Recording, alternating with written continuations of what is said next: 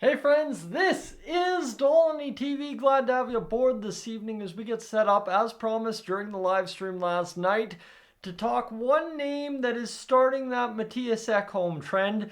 No, it's not UC Saros. We've talked about him enough over the course of my time here on Dolynny TV. It is indeed instead Boone Jenner of the Columbus Blue Jackets, who will discuss multiple angles on this because there are multiple angles when it comes to Boone Jenner and the Columbus Blue Jackets, but there's a whole bunch here that is potential for the Edmonton Oilers, all-star stuff aside, that I want to discuss here this afternoon, this evening, whenever you're tuning in. That said, if you are new to the channel, friends, I know this could possibly be one of those big videos that people talk about, so if you are new to the channel, I'll encourage you to hit that subscribe button right now, but not going to waste any more time there. Let's get to it, shall we?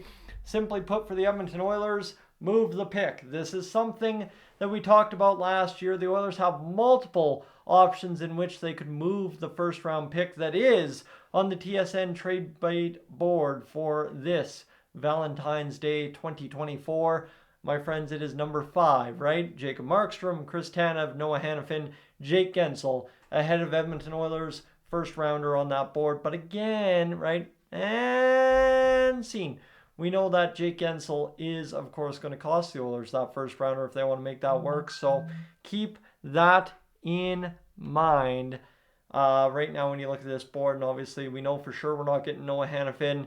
We probably aren't getting Jacob Markstrom unless something crazy happens. And when it comes down to it, Chris Tanev isn't going to cost the Oilers a first rounder. So that's where we're going to talk quickly about one Boone Jenner and what it's going to make him appear to be a target for the Edmonton Oilers right now as we talk today. Friends, the Edmonton Oilers obviously looking to make something happen here at the deadline that improves the top 6 mix. We know that for sure. And Boone Jenner is one of those guys, despite being listed as a center, that can play the wings, similar to Nuge, similar to one Ryan McLeod. He's a left-hand shot, but here we go, a 6'2", sturdy 203 frame, and a guy that doesn't necessarily get pushed around. Maybe a knee-on-knee incident with Ridley Gregg tonight in the game against the Ottawa Senators. That's something you can go check out. 16 goals, 5 assists, 37 games played this season, 106 shots on goal in 19 and a half minutes with a 15.1 shooting percentage. Those are some pretty impressive numbers this season, obviously, for Boone Jenner, who has missed time due to a broken jaw. Kind of set the precedent for Connor Bedard coming back from injury, as you would know. And as we transition into this, here we go, friends. Here's one thing to like about Boone Jenner. Despite not really playing a full season, I guess you could say, since back in 2016-17, he has been a force to be reckoned with at the NHL level in terms of being over his career 82 game pace, 22 goal scorer, if that makes sense, right? If he played 82 games in the NHL, game in, game out, every season, he would average about 22 goals a season. That's what these career numbers add up to be. That means the assists are right there around that 20-point mark, which gives you, right, half a point per game in the regular season. For Boone Jenner and what the Oilers would need him for in the top 6, of course, possibly pairing him up with Draisaitl and Kane, you could think that would definitely change the mix up top in the top 6 and allow one Corey Perry to help change the mix in the bottom 6. So you look at it here too. For Boone Jenner, his role has been pretty much consistent. A top 6 forward within the Columbus Blue Jackets organization. Clearly, as they've tailed off here the past few years in terms of where the organization is at in competing, his ice time has grown simply because, right, he is the leader. He is the leader of the Columbus Blue Jackets. And with that, when you're one of the more veteran guys, you're one of the more skilled guys, you're one of the more pro guys on a team that has a lot of times over the past few years made us shake our heads as hockey fans. What are they doing? While Boone Jenner is the beneficiary of that, seeing more ice time and more star power grow under his name, right? Obviously at the All-Star game this season. $3.75 million through 2026. So the Oilers can quickly make that math work for Boone Jenner, right? It's not necessarily even that you would need retention at that point. There are ways to find a deal there, especially if the Oilers want to go out there and make a second deal for the bottom 6, right? If you know for the Oilers, it's going to cost you to make a deal for one Boone Jenner, right? And maybe you get the Mattias Ekholm 250, 350, 750, whatever retention on the contract for each of the next 2 years after this year.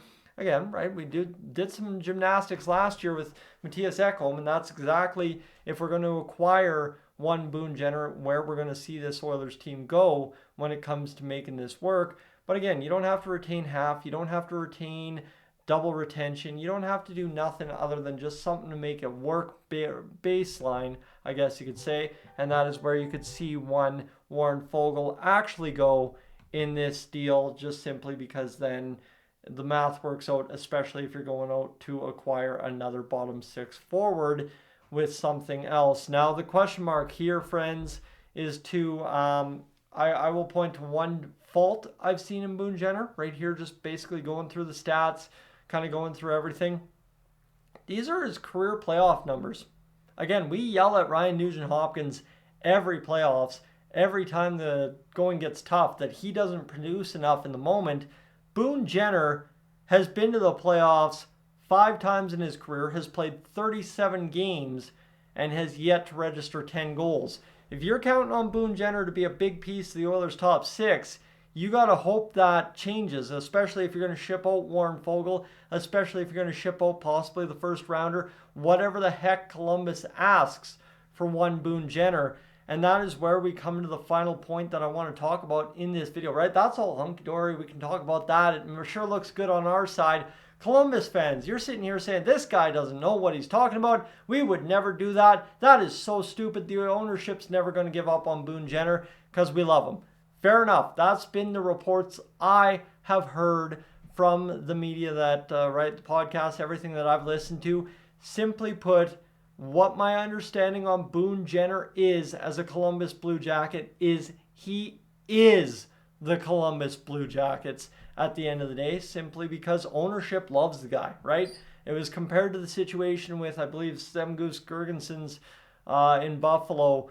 I believe that's the right name. I'm hoping I'm quoting this whole idea right. But again, similar idea where an owner absolutely loves a player, will fight for him tooth and nail, and you want to keep your job, you keep that guy. And I think that is where the Columbus Blue Jackets are at with Boone Jenner. So as much as he fits the bill for the Oilers, playoffs aside, and obviously you know what he's capable of as a top 6 forward or as a third line centerman, if you want to move up Ryan McLeod in that event, you obviously look at it here, is there's a lot to like from the Oilers' perspective, not very much, even very good return taken into consideration for the Blue Jackets, not much to like from a Jackets fan's perspective. So friends, that's where we're at right now, obviously looking for a situation which could evolve very similar to the Mattias Ekholm deal. I don't think that Boone Jenner is necessarily fully available, if available at all, at current, but we're starting to hear those rumblings as we did last year that, okay, this guy might actually shake loose. And that's what happened with Mattias Ekholm and the Edmonton Oilers last year, is it was one of those giddy up, we've got an offer on the table, they want to take it, let's do it. And well, it happened just shortly before the deadline, when we talked probably a week or two prior to the deadline, and that was not going to happen. Everybody and their mother was saying that. So Boone Jenner's just another name to keep an eye on, and we'll see obviously what the Edmonton Oilers choose to do here come deadline time. But if you've got the number 1 pick as bait out there, and it is going to kind of allow you to secure an asset twice over like you did with Ekholm last year, this year with Boone Jenner potentially, I don't see why you wouldn't do it if, of course, Jake Guentzel is not actually available, is not your number 1 target if you're Ken Holland and Jeff Jackson, and you don't like the price for the player you're getting in terms of fit for the roster. Friends, I'm Tyson, this is Dolynny TV. Thank you so much for being aboard here this evening. I am up on out of here.